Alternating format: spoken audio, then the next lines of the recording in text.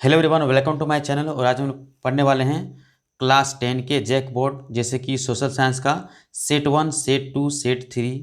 ठीक है, हम पहले से अपलोड कर चुके हैं, तो वहाँ पे आप जाकर के वीडियो देख लिए। अगर नहीं देखेंगे तो ज़रूर देखें।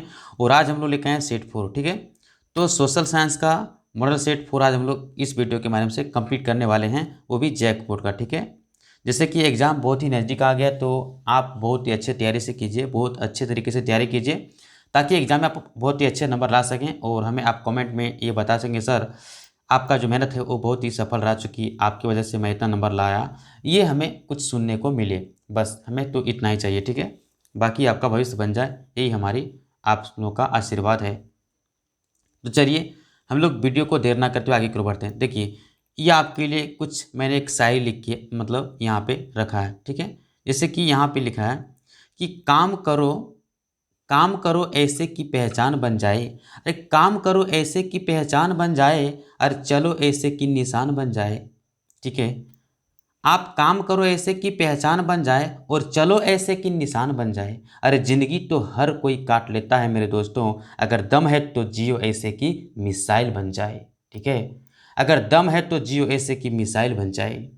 तो जीवन में आप कुछ ऐसे कीजिए, जीवन में कुछ ऐसे करो कि खुद को एक मिसाइल बनाओ, खुद को एक मिसाइल बना के दिखाओ। ठीक है, यही कामना है हमारी। देखिए, अब इस आप हम लोग इसके आगे पढ़ने वाले हैं। जैसे कि ये सारी आपको ये सिखाना चाह रहा है कि आप जीवन में काम ऐसे करो कि आपको लोग आपके कामों से पहचाने।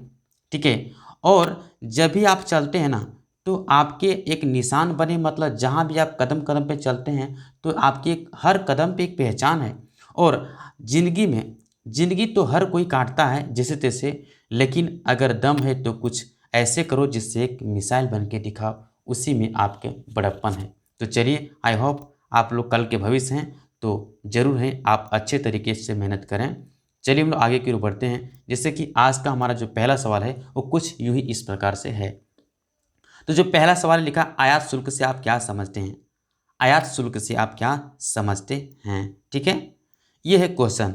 देखिए लिखा है, किसी देश की सीमा पर उस देश में आने वाले वस्तुओं पर लगने वाले शुल्क को आयात शुल्क कहते हैं। जैसे कि इसके नामों से पता चलता है, आयात मतलब आने वाला और शुल्क का मतलब टैक्स। मतलब जब अगर ये देश है, अगर कोई बाहर देश है, ये भारत है और ये कोई बाहर देश है, अगर कोई दूसरे देश से, मान लो ये चीन है, अगर चीन से वस्तु हमारे भारत में आ रहा है, चीन से वस्तु भारत में आ रहा है, तो इस पर क्या होता है कि भारत आयात का एक टैक्स लेती है। कि चलिए, अगर आप हमारे देश में किसी वस्तु को आयात कर रहे हैं, ला रहे हैं, चाहे कोई भी व्यक्ति ला रहे हैं दूसरे देशों से, तो इसका एक फिक्स टैक्स लगेगा, चाहे 20%, 10%, जो भी है। तो इसको एक टैक्स कहते हैं, मतलब इसको आयात शुल्क कहते हैं। मतलब किसी वस्तु को जो आने पर जो टैक्स लगता है उसको आयात शुल्क कहते हैं। ठीक है, तो वही मैंने एक सिंपल भाषा में लिखा है कि किसी देश की सीमा पर, कोई देश है, इसकी सीमा पर आने वाले वस्तुओं पर, मान लीजिए दूसरे देशों से कोई वस्तु है जो लेके आ रहा है, जैसे भारत का बॉर्डर इस सीमा में जैसे आया, अब यहाँ पे इसको टैक्स देना पड़ेगा, और इसी को कहते हैं आयात शुल्क। ठीक है, तो आप बोल सकते हैं किसी देश की सीमा पर आने, है ना, किसी देश की सीमा पर उस देश में आने वाले वस्तुओं पर लगने वाले टैक्स को हम आयात शुल्क कहते हैं। देखते हैं क्वेश्चन नंबर 2। कहता है भारत में, ठीक है, कलर थोड़ा बदल देखते हैं। चलिए, लिखा है, भारत में प्रथम आधुनिक वस्त्र मिल कब और कहाँ स्थापित की गई थी? कब और कहाँ स्थापित की गई थी? ये नहीं पूछा है कि सफल सफल कारखाना या असफल। तो सबसे पहले तो 1818 में कोलकाता में खोली गई थी, लेकिन ये असफल हो गया। और बात करें सफल कारखाना का, तो 1854 मुंबई में ये सफल कारखाना था। ये सफल का मतलब सक्सेसफुल हो गया, मतलब बंद नहीं हुआ। ठीक है, आगे बढ़ते क्वेश्चन नंबर 3। कहता है, भारत में झूम की खेती किन राज्यों में की जाती है? अब किन राज्य में की जाती है? तो जैसे कि आप अगर भारत का नक्शा देखेंगे, ठीक है, तो ये जो पूर्वी राज्य हैं, ठीक है, जैसे कि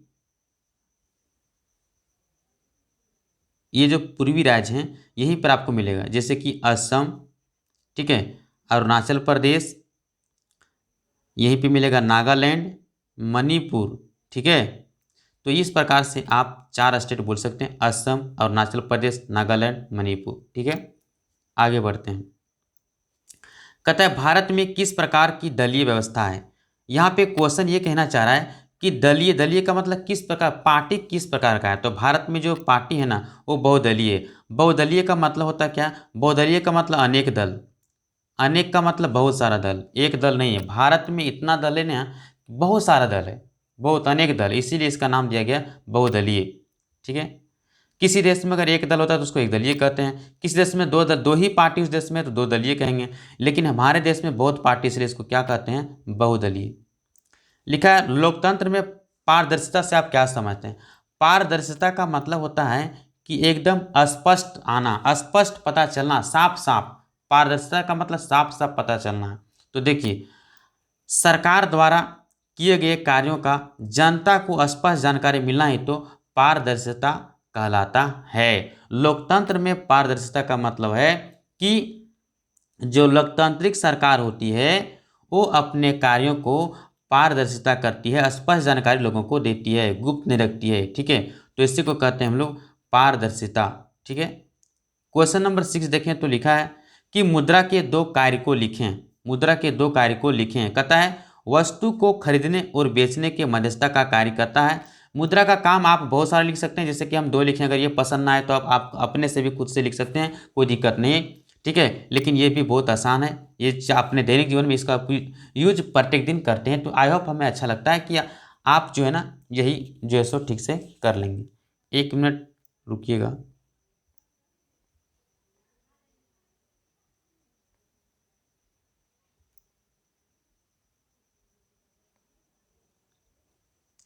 मोबाइल को मैं फ्लाइट मोड में करना भूल गया था, कहीं अचानक फ़ोन ना आ जाए तो रिकॉर्डिंग करने में दिक्कत हो जाती है, इसीलिए मैं फ्लाइट मोड में कर दिया, नहीं तो मेरा सारा मेहनत बेकार हो जाता है, इसीलिए।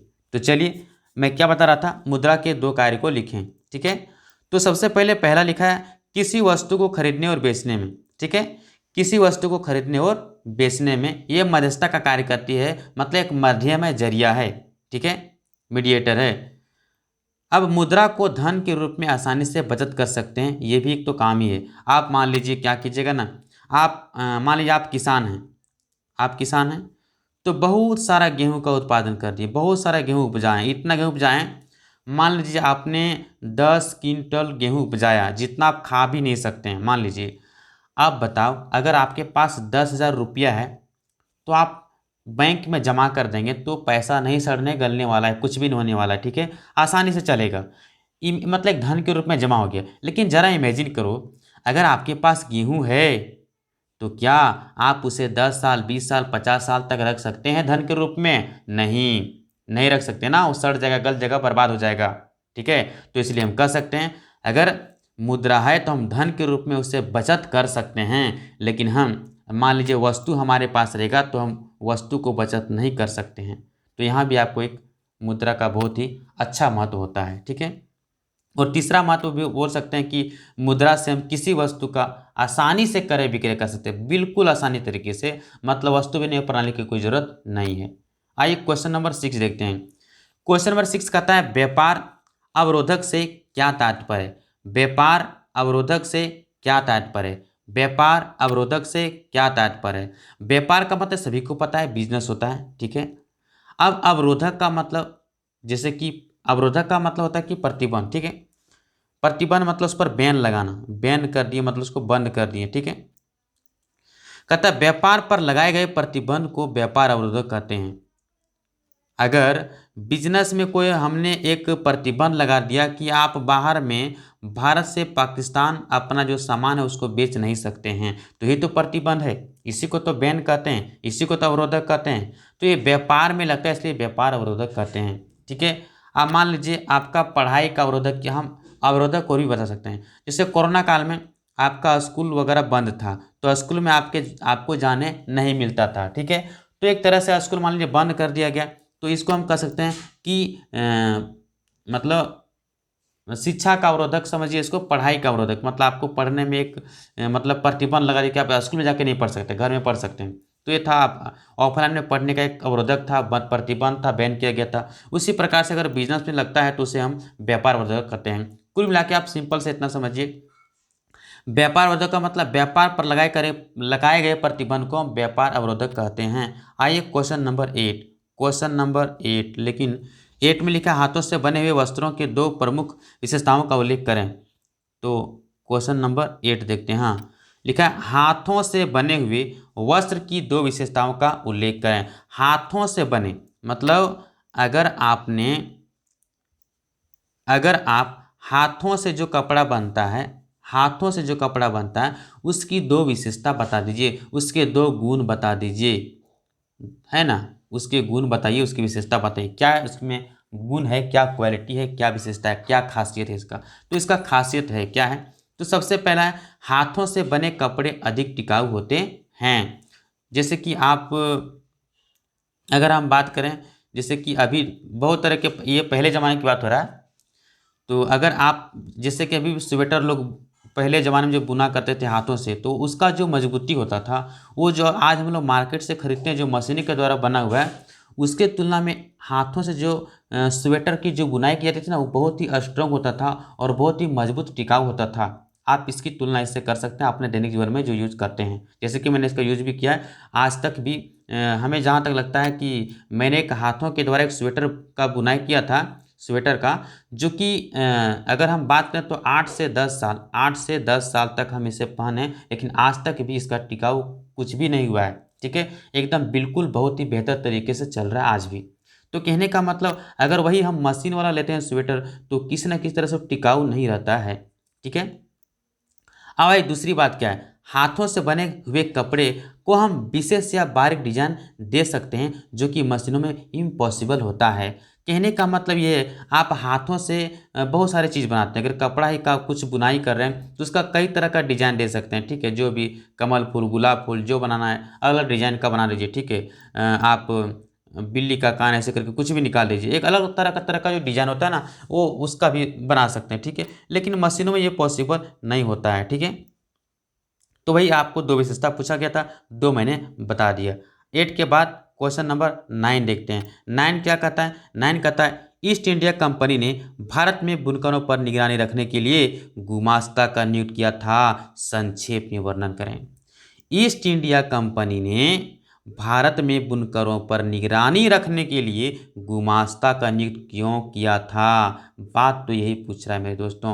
बात पूछने का मतलब ये है कि ईस्ट इंडिया कंपनी ने बुनकरों पर निगरानी रखने के लिए गुमास्ता नियुक्त किया था, ये बात सत्य है, लेकिन इसके बारे में डिटेल से बताओ कि आखिर क्यों किया इसने गुमास्ता का नियुक्त ईस्ट इंडिया कंपनी ने। तो आइए हम लोग जानने की कोशिश करते हैं।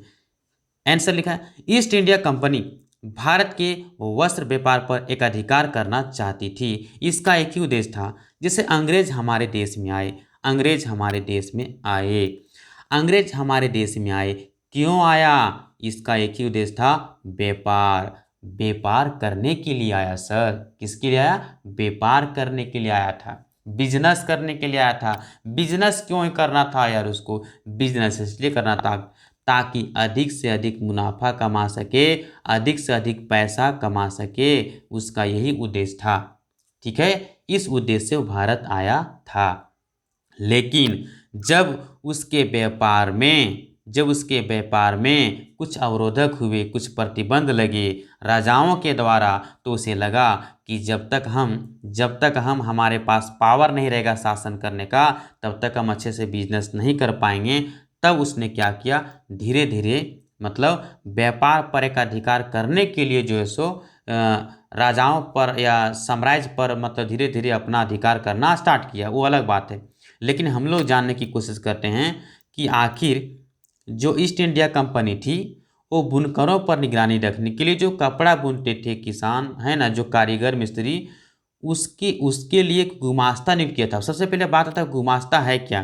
तो देखिए, जो गुमास्ता होते थे, गुमास्ता, तो गुमास्ता एक कर्मचारी था। सिंपल भाषा में बोल सकते गुमास्ता कौन थे, एक कर्मचारी थे। किसका, अंग्रेजों का एक कर्मचारी होता था जो वेतन भोगी था, मतलब वेतन पर काम करता था। ठीक है, मतलब हम कह सकते हैं कि एक वेतनभोगी कर्मचारी था। ठीक है, किसकी बात हम कर रहे हैं?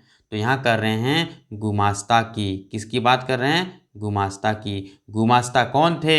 एक वेतनभोगी कर्मचारी होते थे। एक वेतनभोगी कर्मचारी होते थे।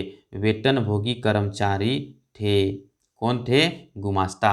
ठीक है, तो गुमास्ता एक वेतनभोगी कर्मचारी होता था। अब इसका काम क्या था? तो यहाँ पर हम लिख के पहले से रखें। देखिए, गुमास्ता एक वेतनभोगी कर्मचारी होते थे जिसका काम था बुनकरों पर निगरानी रखना। बुनकरों पर निगरानी रखना अर्थात देख रेख करना। माल इकट्ठा करना, मतलब कपड़ा का बुनाई हो गया तो जो हमारे बुनकर लोग हैं, है ना, कारीगर लोग हैं, उससे कपड़ा को ले लेके हर एक जगह इकट्ठा करके रखना, ये भी काम था। तथा इसकी क्वालिटी को चेक करना, इसकी गुणवत्ता को जांच करना कि ये इसने जो कपड़ा का बुनाई किया है कहीं सिलाई छूट तो नहीं गया है, ये अच्छा से बुनाई किया कि नहीं किया है, और ये क्वालिटी अच्छा दिया है कि नहीं दिया, खराब तो नहीं बुना है। मतलब उसकी क्वालिटी को भी जांचा जाता था कि कहीं खराब ना कर दे। मार्केट में इसका डिमांड अच्छा होना चाहिए, है ना, एक क्वालिटी भी अच्छा होना चाहिए। तो यहाँ पर बात निकल के आती है कि सर बात तो सही कि गुमास्ता कौन है, ये बात समझ में आएगी। तो आप बताइए, आप हमारे साथ साथ बोलते जाइएगा, याद हो जाएगा। ठीक है, गुमास्ता कौन थे? बोलेगा सर एक वेतन भोगी कर्मचारी थे सर। नहीं समझ में आया? ऐसे बोलिए, गुमास्ता कौन थे? कर्मचारी थे। कौन थे? कर्मचारी थे। उसका क्या काम था? सर उनका काम था जो बुनकर थे उस पर देख रेख करना कि काम ढंग से कर रहा है कि नहीं कर रहा है ना। अगर कर रहा है तो एक दिन में कितना कपड़ा का बुनाई कर रहा है। ठीक है, अगर मान लीजिए ये कोई एरिया है और इस एरिया में मान लीजिए 100 कारीगर हैं। कितने कारीगर हैं? 100 कारीगर हैं। तो इसका काम है सबसे पहले कि 100 कारीगरों के पास जाके दिन रात देखना है कि वो काम कर रहा है कि नहीं कर रहा है, उसे पैसे की ज़रूरत है क्या, या कुछ भी करके, है ना, वो कपड़ा किसी और को बुनाई करके बेच तो नहीं दे रहा है। ये सभी चीज़ों पर ध्यान रखता था। ठीक है, तो सबसे पहला तो बात आ गया, उसका काम है निगरानी करना, देख रेख करना। पहला ये हो गया। ठीक है, ज़्यादा दिमाग में वॉच नहीं करना है, सिंपल में समझना है। हम कितनों कुछ बोल दें लेकिन लास्ट में आपको याद करने का तरीका तो बता के ही रहूँगा, उसके लिए दिक्कत नो। ठीक है, तो मैंने कहा कि बुनकरों का मतलब निगरानी रखना, और दूसरा है माल इकट्ठा करना, मतलब जो भी कपड़ा बुनाई किया उसको जमा करना, और तीसरा उसकी क्वालिटी को जांचना भी, क्वालिटी सही है कि खराब है। ठीक है, जैसे कि कपड़ा, अगर कोई कपड़ा जो है मिल में बनता है, तैयार होता है, तो उसका क्वालिटी को जांचा जाता है कि कहीं अच्छा से बना कि नहीं बना, तब जाके मार्केट में उसको लाया जाता है, ताकि मतलब अगर ख़राब चल जाएगा तो कंपनी का जो नाम है वो सब डूब जाएगा, ब्रांड नाम का कोई चीज़ नहीं रहेगा और लोग खरीदेगा नहीं, कम बिकेगा। तो अपना मार्केट को अच्छा करने के लिए कंपनी क्वालिटी को भी जांच करती है। तो इसी प्रकार से अंग्रेज थे, तो इसको हम लिख सकते हैं पहला। सबसे पहला हम लिखते हैं सर गुमास्ता कौन थे? तो गुमास्ता एक वेतनभोगी कर्मचारी थे सर, है ना। ये बात समझ में आ गया। इसका काम क्या था? इसका काम था सर देख रेख करना। किसका देख रेख करना? तो सर बुनकरों का, जो कारीगर थे जो कपड़ा बुनते थे उसका देख रेख करना। और उसको क्या देख रेख करना कि कपड़ा का बुनाई कितना किया, अगर किया तो सही क्या खराब किया, उसके क्वालिटी को जांचना और इकट्ठा करना। ठीक है, तो कुछ नहीं करना, है ना। एक तो उसकी गुणवत्ता को जांचेगा, और दूसरा माल को इकट्ठा करेगा, जमा करेगा, और तीसरा देख रेख करेगा कि कपड़ा किसी बुन करके किसी और को तो नहीं दे रहा है। तो ये 3 पॉइंट निकल के आया। ठीक है, तो 3 पॉइंट्स आप बना सकते हैं। अब बात निकल के आती कि सर इसको लिखना कैसे सजा के, तो आप ऐसे लिखिए कि ईस्ट इंडिया कंपनी ने भारत में बुनकरों पर निगरानी रखने के लिए गुमास्ता का नियुक्त किया था, क्योंकि क्योंकि है ना, क्योंकि कंपनी जो थी वो क्या करना चाहती थी? व्यापार पर अधिकार करना चाहती थी। एकाधिकार मतलब सिर्फ अपना अधिकार, किसी और का अधिकार नहीं चलेगा। सिर्फ एक व्यक्ति के अधिकार को एक अधिकार कहते हैं, तो यह अधिकार करना चाहती थी, इसलिए गुमास्ता का नियुक्त किया था। अब गुमास्ता है कौन, उसके संक्षेप में विवरण करें तो ये एक वेतनभोगी कर्मचारी होता था जिसका काम होता था बुनकरों पर निगरानी रखना, अर्थात देख रेख करना, वो माल इकट्ठा करना, उसकी गुणवत्ता को जांच करना। आई होप आपको समझ में आ गया होगा। अगर आ गया होगा तो 1 लाख तो बनता है भैया। चलिए क्वेश्चन नंबर 8 की ओर आगे बढ़ते हैं। तो चलिए 8 में क्या लिखा है, 8 तो पहले कर लिए, सॉरी। आगे चलते हैं क्वेश्चन नंबर 10। देखिए ये क्वेश्चन हम पहले भी डाले हैं लेकिन कोई दिक्कत नहीं, यहाँ भी बता देते हैं। क्वेश्चन है, हमें खनिजों के संरक्षण की आवश्यकता क्यों है? हमें खनिजों के संरक्षण की आवश्यकता क्यों है? जो खनिज होते हैं, खनिज क्या है भैया? तो खनिज जिसे हम मतलब खान से खोद कर निकालते हैं वो खनिज है, ठीक है। जो अयस्कों से अधिक मात्रा में निकालते हैं वो खनिज है, ठीक है। आइए, इसका संरक्षण मतलब बचाव क्यों जरूरी है? तो देखिए, कहता है हमें खनिजों का संरक्षण करने की जरूरत है। क्यों? अब लीजिए इसका जवाब है क्योंकि अगर हम खनिजों का संरक्षण नहीं करेंगे तो आने वाले पीढ़ी का समस्या का सामना करना पड़ सकता है। इसलिए हमें खनिजों का संरक्षण करने की जरूरत है, ठीक है। अर्थात हमें खनिजों का सदुपयोग नहीं करना चाहिए, इसका दुरुपयोग नहीं करना चाहिए, सदुपयोग करना चाहिए। हाँ, आप चाहिएगा तो इसका आंसर कई तरीके से लिख सकते हैं। जैसे आप ऐसे लिखिएगा कि सर हमें खनिजों का संरक्षण की आवश्यकता है क्योंकि खनिज एक अनवीकरणीय संसाधन है। खनिज कैसा संसाधन है? अनवीकरणीय संसाधन है। चलिए हम व्हाइट पेज ले लेते हैं आपको समझाने के लिए। तो सबसे पहला पॉइंट लिखिएगा, खनिज संरक्षण करने की जरूरत क्यों है? तो अनवीकरणीय संसाधन है। तो सबसे पहला पॉइंट निकल के आता है कि सर ये तो अनवीकरणीय संसाधन है, और अनवीकरणीय संसाधन जब है तो इसका अगर हम गलत यूज़ करते हैं, ज़्यादा यूज़ कर देते हैं, है ना, मतलब दुरुपयोग कर देते हैं, तो एक समय ऐसा आएगा कि ये समाप्त हो जाएगा। चूँकि नवीकरणीय संसाधन को हम बार बार यूज कर सकते हैं, लेकिन अनवीकरणीय का मतलब ऐसा संसाधन जिसे एक बार यूज करने के बाद ये समाप्त हो जाता है, उसे हम अनवीकरणीय संसाधन कहते हैं। तो आप बताइए, अनवीकरणीय संसाधन है तो इसको बचा के नहीं चलेंगे तो दिक्कत है कि नहीं? दिक्कत है, एकदम दिक्कत है। और ये दिक्कत किसको होगा? आने वाले पीढ़ी को। आप मान लीजिए आपके दादा के दादा ने परदादा ने मान लीजिए 52 बीघा जमीन रखा था खरीद करके, और वो बेचा नहीं, तो आपको अभी आपको काम दे रहा है कि नहीं दे रहा है? एकदम दे रहा है। आप उसमें फसल उपजा रहे हैं, घर बना रहे हैं, बहुत सारे कार्य कर रहे हैं, फैक्ट्री खोल रहे हैं, आपको खरीदना नहीं पड़ा। तो एक तरह से ये संपत्ति अगर वो रख दिए बचा के, तो भविष्य में आपको काम दे रहा है कि नहीं दे रहा है?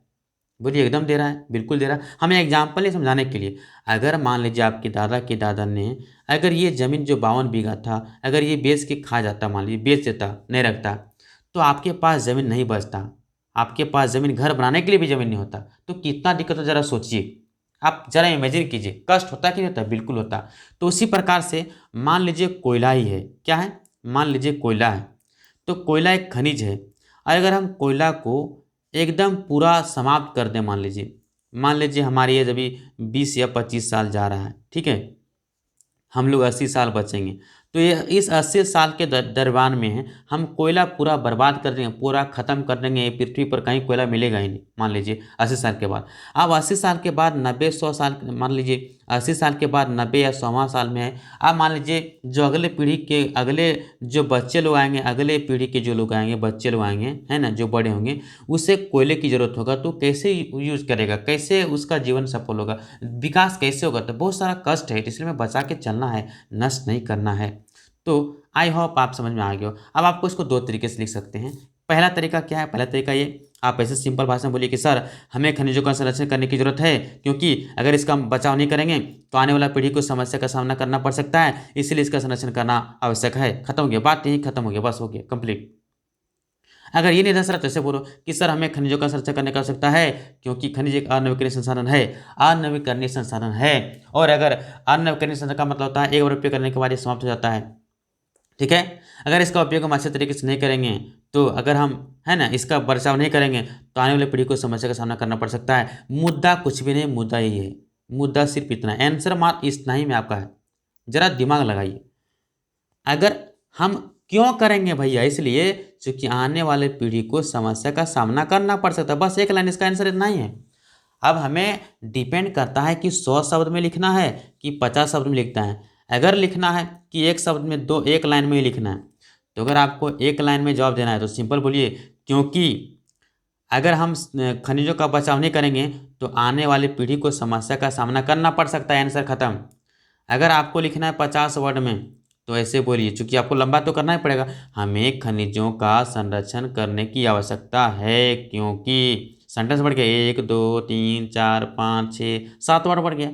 अगर हम खनिजों का संरक्षण नहीं करेंगे तो आने वाले पीढ़ी को समस्या का सामना करना पड़ सकता है, इसलिए हमें खनिजों का संरक्षण करने की आवश्यकता होती है। बड़ा हो गया जबकि हमने कुछ भी नहीं किया, सिर्फ बात तुझे ना बढ़ा चढ़ा के लिख दिया और कुछ भी नहीं, जवाब तो इतना ही में है ना।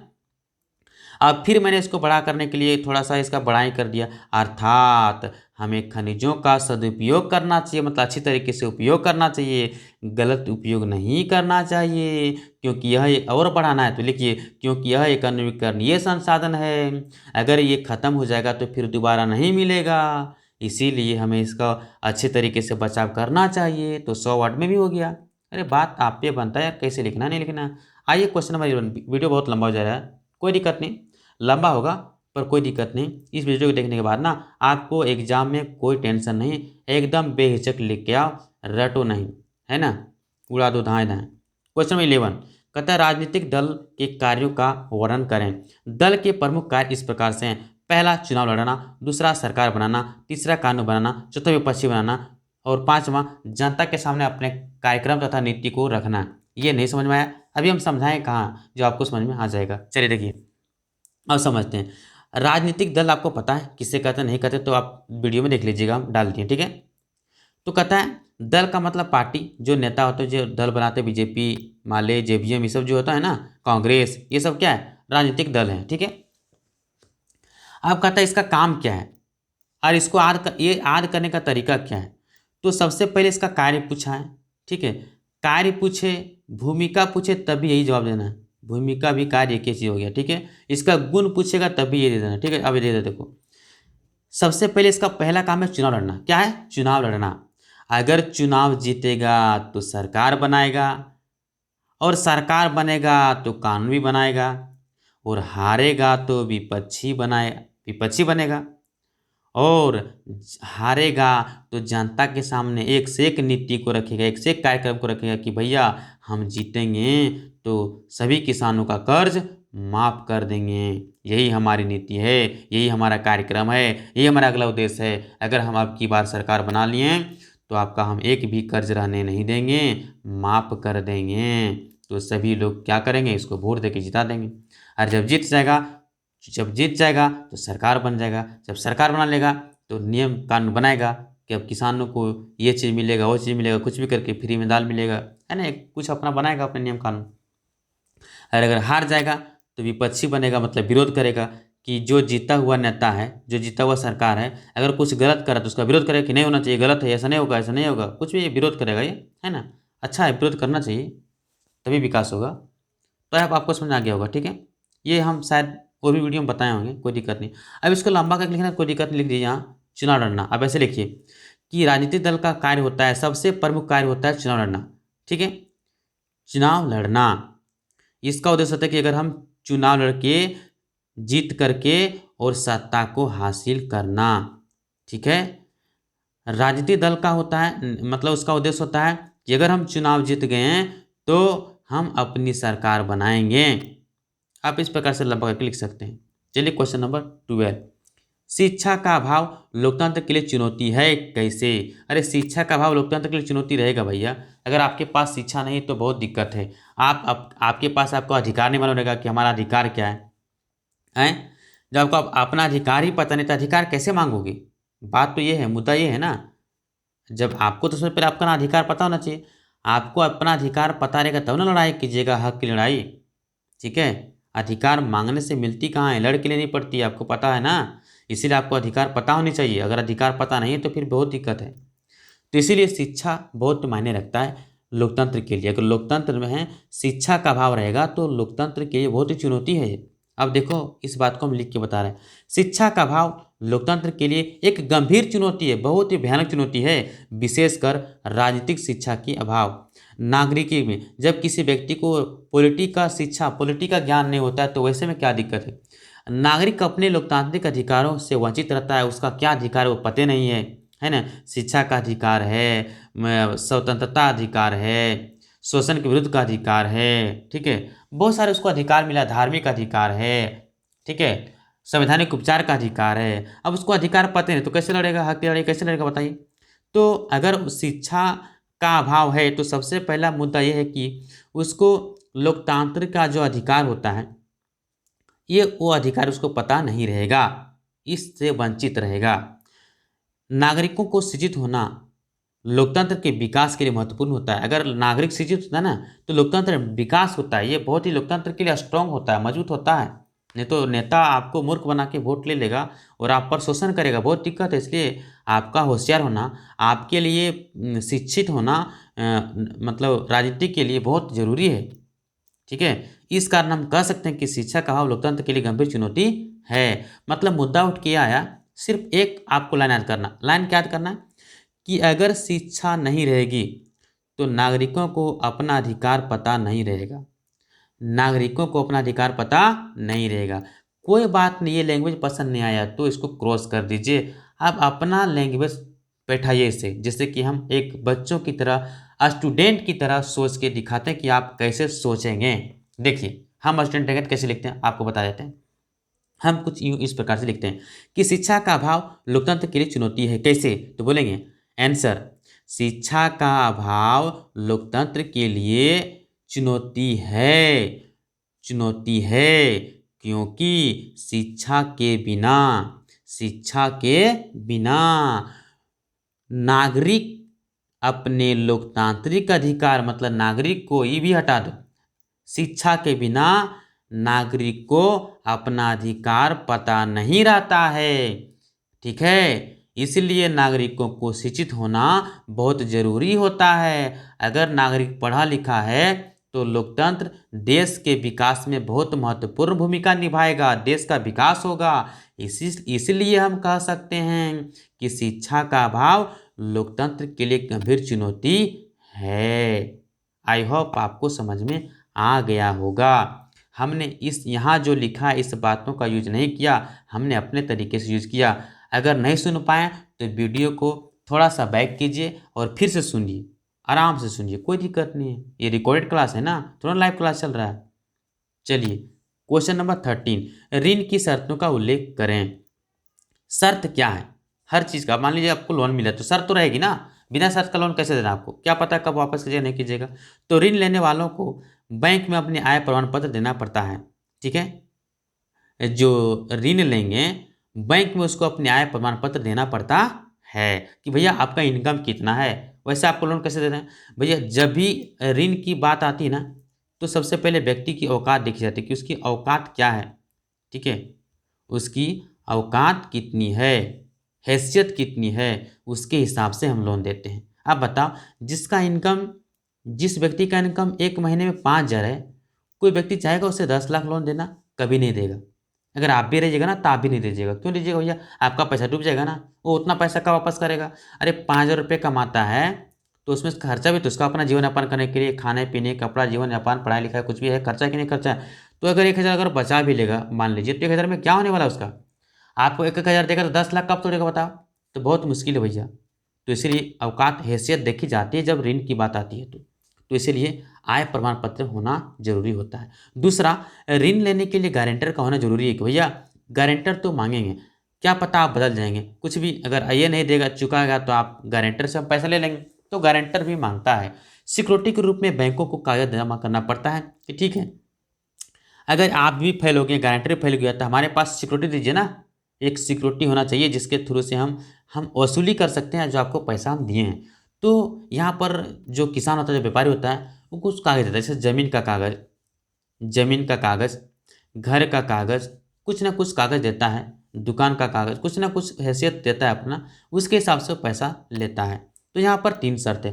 पहला, आय प्रमाण पत्र देना, दूसरा गारंटर, और तीसरा है सिक्योरिटी के लिए कुछ कागजात जमा करना। आगे बढ़ते हैं। क्वेश्चन नंबर 14, विश्व व्यापार संगठन के 2 उद्देश्य क्या हैं? इसका उद्देश्य 2 है लेकिन हमने 4 बताया ताकि आपको जो पसंद आए वो याद कर लीजिएगा, हमें बताने में क्या जाता है। तो देखिए, जीवन स्तर में वृद्धि करना, दूसरा वस्तुओं के उत्पादन एवं व्यापार में का प्रसार करना, मतलब प्रसार मतलब अधिक फैलाना, प्रसार करना मतलब अधिक फैलाना। ठीक है, सेवाओं का उत्पादन करके और व्यापार का अधिक से अधिक फैलाना या प्रसार करना। तीसरा है, चौथा है पर्यावरण का संरक्षण करना तथा उनकी सुरक्षा करना, यह भी विश्व व्यापार संगठन का एक उद्देश्य है। ठीक है, आइए क्वेश्चन नंबर 15 को जाने से पहले आप जरा एक झलक इसे भी देख लीजिए। ठीक है, बहुत हो गया, आप जो फिल्म में देखते हैं तेरी झलक बहुत हुआ, अब थोड़ा एक झलक एग्जाम की भी हो जाए। ठीक है, देखिए कहता है ओ मुड़ मुड़ के देख रहे थे हमें, ओ मुड़ मुड़ के देख रहे थे हमें, हम मुड़ मुड़ कर देख रहे थे उन्हें। ओ मुड़ मुड़ के देख रहे थे हमें और हम मुड़ मुड़ के देख रहे थे उन्हें। ठीक है, ओ हमें हम उन्हें, हम उन्हें ओ हमें, क्योंकि परीक्षा में ना उन्हें कुछ आता था ना हमें। ठीक है, इसीलिए बच्चों ये आपके लिए बहुत ही मायने रखेगा, क्योंकि ये आपको ये बताता है कि एग्ज़ाम के पहले पढ़ के जाओ, ना कि किसी का शक्ल देखो वहाँ कि हाँ यार तुम्हें आ रहा है क्या, तुम जानते हो इसका जवाब क्या। अब ऐसे कर करके अपना टाइम पास फालतू में मत करो। ये बहुत ही वीवीआई टाइम है, बहुत ही इंपॉर्टेंट टाइम है, इसलिए अपने टाइम को बर्बाद ना करते हुए विद्यार्थी यथासंभव इस बात का ख्याल रखें कि ये मुड़ा मुड़ी वाला काम कभी ध्यान ना दें और जितने अच्छे तरीके से हो सके अपना तैयारी बेहतर करके जाएं। क्योंकि भरोसा खुद पर करो, दूसरों और गैरों पर कभी नहीं, बिल्कुल नहीं। ठीक है, हरगिज नहीं।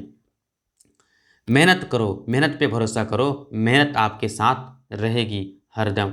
ठीक है, तो ये वाला काम नहीं करना है। ठीक है, नहीं तो बहुत दिक्कत है। चलिए, कहता है क्वेश्चन नंबर 15, कहता है भारतीय अर्थव्यवस्था पर महामंदी के प्रभाव का वर्णन करें। भारतीय अर्थव्यवस्था पर महामंदी, बहुत भयानक मंदी के प्रभाव पर वर्णन करें। क्या प्रभाव पड़ा, क्या इफेक्ट पड़ा भारत पर, आइए देखते हैं, इसको गौर करते हैं। पॉइंट वाइज लिखा है मैंने वीडियो को, ताकि मतलब ज़्यादा लंबा ना हो। महामंदी के कारण भारत में आयात निर्यात घटकर आधे हो गए थे। कहता है महामंदी का मतलब हुआ कुछ यूँ ही ना, मतलब जितने वस्तु का उत्पादन इतना लोगों ने कर दिया कि उसका बिक्री नहीं हो रहा था, यही है महामंदी। ठीक है, महामंदी का मतलब बाजार में वस्तुओं का जो डिमांड था वो घट गया था, मांग घट गया था, मतलब इतना लोगों ने वस्तु का उत्पादन कर दिया, इतना उत्पादन कर दिया कि मान लीजिए अगर पूरे देश में 132 करोड़ लोग जनसंख्या है, ठीक है, और हमने लोग मान लीजिए कि प्रत्येक दिन एक कलम का यूज़ करता होगा, एक कलम तो मान लीजिए खपत करता होगा एक दिन, 132 करोड़ कलम खत्म होता है। लेकिन फैक्ट्री वाला अब मान लीजिए 1,000 करोड़ कलम का उत्पादन कर दिया। जनसंख्या 132 करोड़ है, जगह हम पढ़ने लिखने वाला तो 132 करोड़ तो होगा नहीं। कुछ कुछ लोग नहीं पढ़ रहे हैं, कुछ लोग का पढ़ने का चला गया है, तो इसमें मान लीजिए 32 करोड़ लोग पढ़ने वाले विद्यार्थी हैं, तो 32 करोड़ लेगा ना, इसको खरीदेंगे 32 करोड़ ही लोग खरीदेंगे। लेकिन आपने 1,000 करोड़ का उत्पादन कर दिया तो कोई ज़रूरी है? तब तो आपका ज़्यादा पेन का उत्पादन करिए, उतना बिकेगा नहीं, तो मांग घट जाएगा, और मांग घटने के बाद आपका वस्तु का जो प्राइस होता है वो भी घट जाता है। किसी वस्तु का अधिक उत्पादन करने पर, अधिक मिलने पर उसका जो प्राइस होता है वो कम हो जाता है। ठीक है, तो वही हुआ था महामंदी में। तो महामंदी के कारण भारत में जो आयात निर्यात घटकर आधे हो गए थे।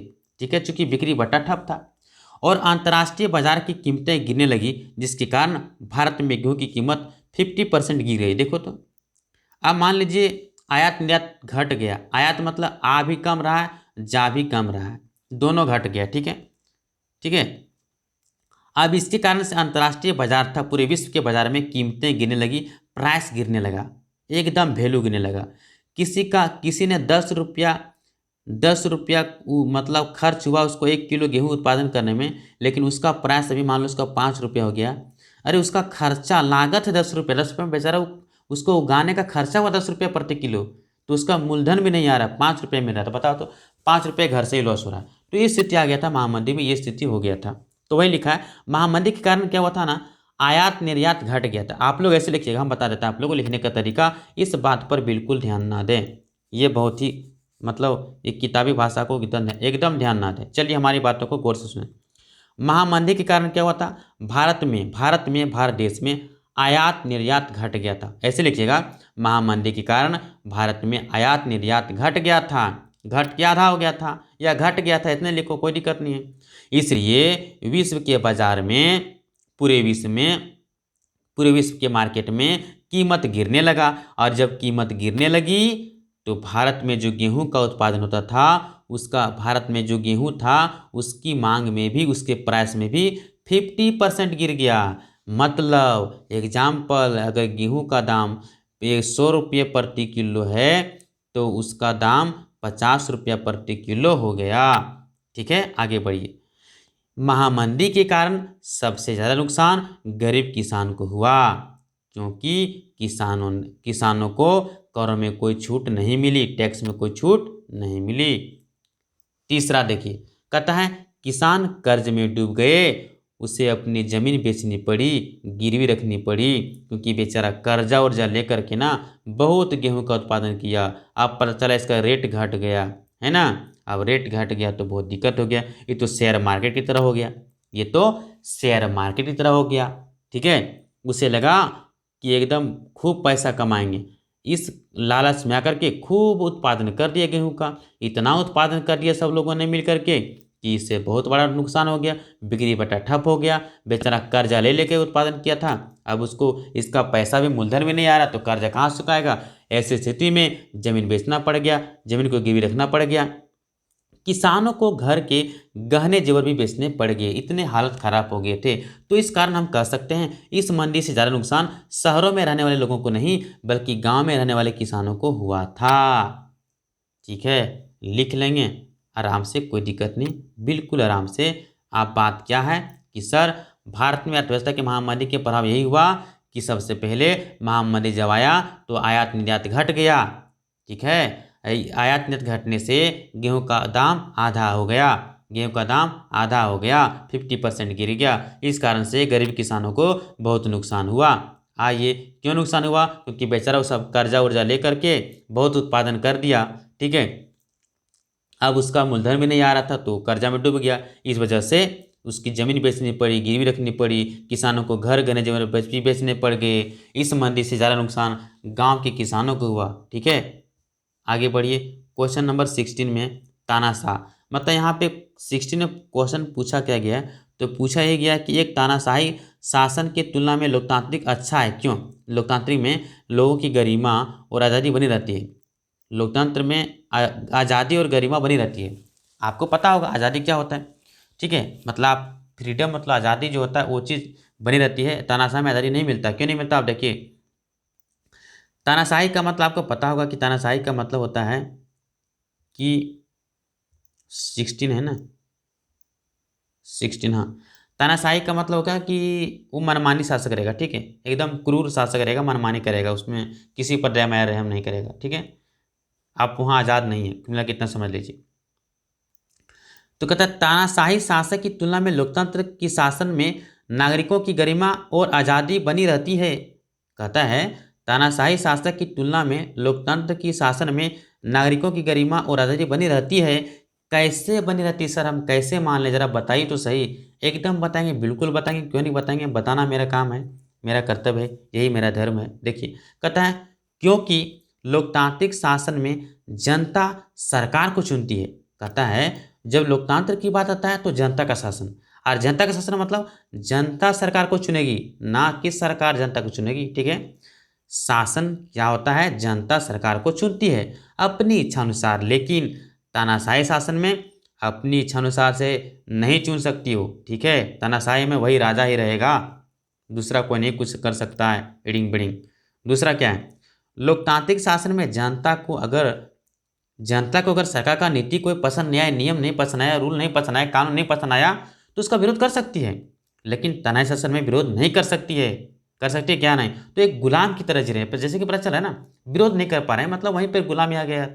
आपको विरोध करने का हक नहीं मिला है, मतलब समझ जाओ आप गुलामी में हैं, गुलामी जिंदगी है। तो यही चीज़ बताना चाह रहे हैं, लोकतंत्र में आज़ाद हैं, यहाँ पर गुलाम हैं।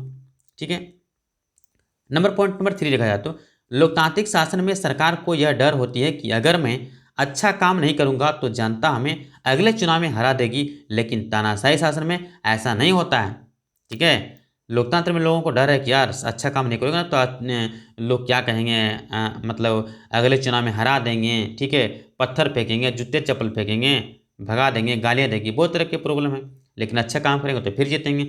लेकिन तानाशाही शासक को कोई डर ही नहीं, हम कुछ भी करें उसको कोई हक ही नहीं है कि हमारा विरोध कर सके, हमारे प्रति बोल सके, है ना, हमारे नियम का विरोध कर सके। ऐसा करेगा तो उसको डायरेक्ट मार देंगे, गोली से उड़ा देंगे। ये तानाशाही शासक, जो बोलता है उसको मानना पड़ेगा।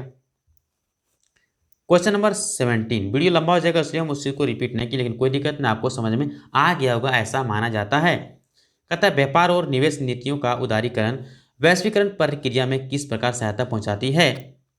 मतलब जो व्यापार है और निवेश नीतियों का उदारीकरण। अब व्यापार जो बिजनेस करते हैं हम लोग, जो निवेश करते हैं ना, इसमें एक नीति बना है उदारीकरण। उदारीकरण का मतलब क्या होता है? तो अगर कोई आप बिजनेस करते हैं उस पर जो प्रतिबंध लगे, अगर प्रतिबंध में हटा देंगे, व्यापार पर लगाए गए प्रतिबंध को हटाने की प्रक्रिया को हम उदारीकरण कहते हैं। तो उदारीकरण वैश्वीकरण में किस प्रकार से सहायता करता है, आपको पता होना चाहिए। उदारीकरण है तो वैश्वीकरण है, अगर उदारीकरण नहीं है तो वैश्वीकरण नहीं होगा। क्यों नहीं होगा सर, ऐसा क्यों बोल रहे हैं? ऐसा बोल रहा हूँ क्योंकि ऐसा ही है। सरकार द्वारा व्यापार पर प्रतिबंध को हटाने की प्रक्रिया को क्या कहते हैं? उदारीकरण कहते हैं।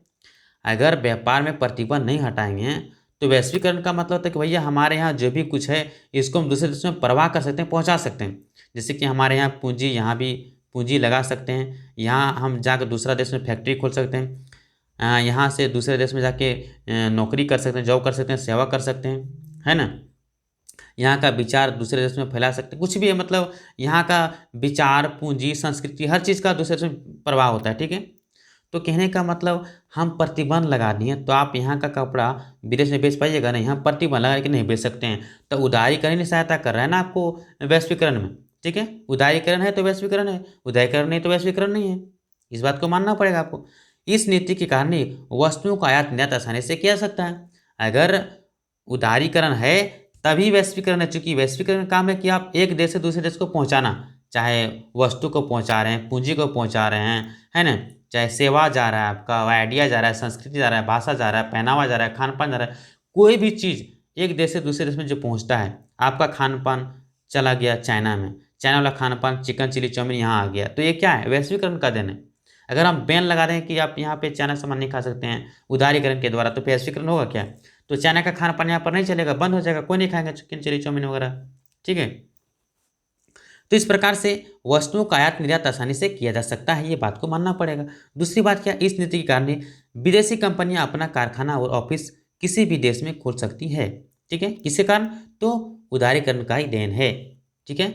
उदारीकरण के कारण क्या है, होता ही कंपनियां आपका एक देश से दूसरे देश में, मतलब बहुराष्ट्रीय कंपनी अपना कारखाना ऑफिस खोल सकती है और बेच भी सकती है, कोई दिक्कत नहीं। विदेशी निवेश भी कर सकता है, विदेश में अपना निवेश कर सकता है, पूंजी लगा सकता है, फैक्ट्री खोल सकता है, ज़मीन खरीद सकता है, घर मकान खरीद सकता है, कुछ भी कर सकता है, ठीक है।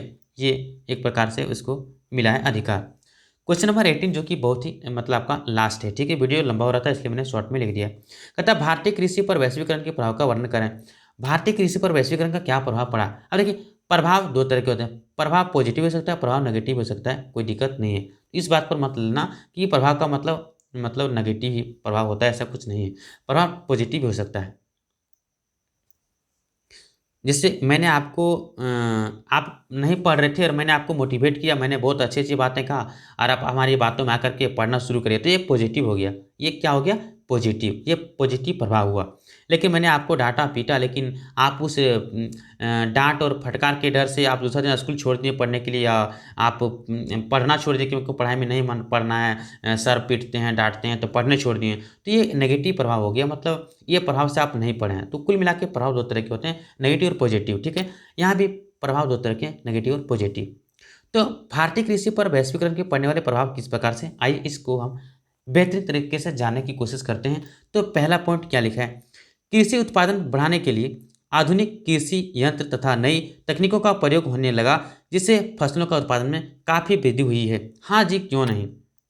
आप बताओ, मान लीजिए कि चाइना है, मान लो चीन है, चीन ने एक मशीन, बहुत अच्छा मशीन का आविष्कार किया जिससे लोग आसानी से धान को काट सकते हैं। अब महिलाओं को ढूंढने की ज़रूरत नहीं है, या धान काटने के लिए मजदूर को ढूंढने की ज़रूरत नहीं है। इस मशीन से बहुत ही बिल्कुल आराम से धान काट सकते हैं, बहुत ही सस्ता दाम मिल रहा है मान लो। तो एक प्रकार से हमारे किसानों के लिए बहुत ही मदद कर रहा है। तो हम कह सकते हैं हम वैश्वीकरण के साथ साथ हम उस देश से उस मशीन को भी देश में मंगा लेंगे ना, मंगा सकते हैं ना, क्योंकि वैश्वीकरण है। तो भैया हम, हाँ, अगर लगा कि अमेरिका ने एक अमेरिका देश में एक ऐसा बीज है, अमेरिका देश में एक ऐसा बीज है धान का बीज, मतलब अगर आप 1 किलो बीज लगाते हैं, 1 किलो बीज से आपका 1 क्विंटल धान हो जाएगा। मान लीजिए 1 किलो बीज से 1 क्विंटल धान होता है, मतलब बहुत ज़्यादा धान होता है उससे, उसका बीज बहुत ही अच्छा क्वालिटी का मान लो, तो हम अमेरिका से मंगा लेंगे और उसको यहाँ भारत में लगा करके उसको खूब जाके खूब आराम से फायदा कमाएंगे, बहुत सारा फसल का उत्पादन होगा। तो यही तो वैश्वीकरण है। तो वैश्वीकरण क्या करता है, आप किसी वस्तु को, मशीन को, किसी चीज़ को दूसरे देश से अपने देश से मंगा सकते हैं, बेच सकते हैं, हैं। तो इसलिए हम कह सकते हैं कृषि को फायदा नहीं होगा क्या, मान लीजिए हमारे देश में ट्रैक्टर का आविष्कार नहीं हुआ था, ट्रैक्टर हमारे किसान के लिए बहुत मदद करता है। और मान लीजिए ट्रैक्टर का आविष्कार जापान में हुआ है, तो हम जापान से खरीद लिए ट्रैक्टर और यहाँ आराम से चला रहे हैं, जुताई कर रहे हैं, खेती कर रहे हैं, तो फायदा हुआ कि नहीं हुआ? किसानों को बहुत फायदा हुआ इससे। तो इसलिए हम कह सकते हैं कि कृषि को उत्पादन करने के लिए जैसे आधुनिक कृषि यंत्र जो मशीन होते हैं, ट्रैक्टर है, मशीन काटने हैं, थ्रेसर है, ये सब नई नई तकनीक का प्रयोग हुआ ना, इससे फसलों के उत्पादन में काफ़ी वृद्धि है। मान लीजिए कीटनाशक, मान लीजिए रासायनिक उर्वरक है तो या खाद है, ये सब चीज़ का प्रयोग करते हैं ना, तो मान लीजिए दूसरे देशों में आविष्कार किए तो वहाँ से ले लिए हम, और वहाँ के अच्छे बीज, अच्छे खाद, अच्छे उर्वरक, अच्छे कीटनाशक चीज़ का प्रयोग करके हम अच्छे तरीके से खेती कर सकते हैं, तो ये किसानों के लिए मदद तो होगा ही। दूसरा, वैश्वीकरण से भारत के कई कृषि उत्पाद के निर्यात में काफ़ी वृद्धि हुई है। बात तो सही बोला है, वैश्वीकरण से कृषि के उत्पादन में उत्पाद के निर्यात में काफ़ी वृद्धि, मतलब हम अधिक से अधिक वस्तुओं का हम उत्पादन करके निर्यात कर पाएँ, ये चीज़ हुआ है। ठीक है, हम मान लीजिए खूब सारा गेहूँ का उत्पादन किए तो दूसरे देश में बेच देंगे इसको, आराम से पैसा कमा देंगे, तो निर्यात में वृद्धि हुआ है, क्यों नहीं होगा? आराम से होगा। उत्तम बीजों के प्रयोग से कृषि उत्पादन को, हाँ, अच्छे क्वालिटी के बीजों का प्रयोग हुआ है, हाइब्रिड बीजों का प्रयोग हुआ है, जो कि हमारे देश में अवेलेबल नहीं था, दूसरे देशों से मंगाया मैंने और इसको इससे उगाया और बेच रहा है आराम से। तो अच्छे क्वालिटी के गुण की वजह से हम कृषि का उत्पादन अच्छे तरीके से कर पा रहे हैं। इससे यही फायदा हुआ कि हमारे देश में जनसंख्या बढ़ गया और ज़मीन कम हो गया, फिर भी उत्पादन कम नहीं हुआ, क्योंकि अच्छे उत्तम क्वालिटी का जो बीज का प्रयोग हमने किया है, यही तो कमाल है ना? क्वालिटी अच्छा है तो हम जो 1 एकड़ ज़मीन में 10 क्विंटल जो उगाते थे, मान लीजिए 10 किलो रखें, मान लीजिए इतना बड़ा 1 एकड़ है, 1 एकड़ ज़मीन है और इसमें 10 क्विंटल मान लीजिए हम गेहूँ उगाते थे या चावल उगाते थे, धान उगाते थे। लेकिन अब क्या हुआ, ये मतलब ज़मीन मान लीजिए अब अच्छे किस्म का जो उत्तम किस्म के जो बीज हमने जो चलाया हाइब्रिड वाला, इसको मैंने लगाया तो 10 की जगह 20 क्विंटल हो गया, मान लीजिए 20 क्विंटल उगाया, तो फायदा हुआ कि नहीं हुआ? अब ज़मीन घट गया, मान लो इतना में मैंने घर बना लिए, तो इसमें भी हमारा 10 क्विंटल आ रहा है, तब भी हमारा उत्पादन नहीं घटा है, तो बना का बना रहा है। इस प्रकार से हम कह सकते हैं उत्तम बीजों के प्रयोग से कृषि के उत्पादन में खूब बढ़ाई, मतलब खूब बढ़ा है। आज किसान उसी फसल के उत्पादन पर बल देता है जिसमें अधिक उसे लाभ हो, ये बात सही है, किसानों के लिए पॉजिटिव बात है। तो आई होप आपको समझ आ गया होगा।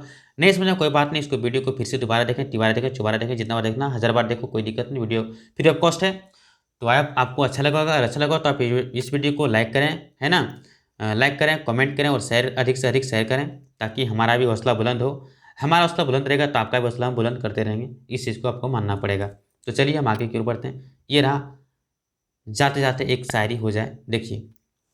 कहता है, भरोसा खुद पर करो, भरोसा खुद पर रखो, भरोसा खुद पर रखो तो ताकत बन जाती है, भरोसा खुद पर रखो तो ताकत बन जाती है, और दूसरों पर रखो तो कमजोरी बन जाती है, दूसरों पर रखो तो कमजोरी बन जाती है। इस बात को याद रखना, हमारे इस शायरी को एग्जाम देने से पहले एक बार जरूर याद करना, इसलिए याद करना क्योंकि भरोसा खुद पर रखो मेरे दोस्तों, भरोसा खुद पर रखो, तभी ताकत बन जाती है, तभी आप तेज बच्चे हैं, तभी आप स्टूडेंट जो हैं हमारे संघर्ष मेहनती बच्चे हैं, तेज बच्चे हैं, ब्रिलियंट बच्चे होंगे। अगर भरोसा खुद पर रखते हैं, वही ब्रिलियंट बच्चा होता है, वही ताकतवर बच्चा होता है, उसका हौसला बुलंद होता है। इसलिए हौसला बुलंद करो, है ना? और खुद पर भरोसा करो कि मैं किसी से हेल्प नहीं लूँगा, ना अपने दोस्तों से, ना शिक्षकों से, ना चोरी से, ना किसी से। मैं खुद के बल पर लिख के दिखाऊंगा, कॉपी भर के दिखाऊंगा, और ये मैं साबित करके रहूँगा कि भरोसा खुद पर रखो तो ताकत बन जाती है और दूसरों पर रखो तो कमजोरी बन जाती है। ये सत्य है, इसे साबित करके दिखाओ। तो मिलते हैं नेक्स्ट वीडियो में, तब तक के लिए धन्यवाद।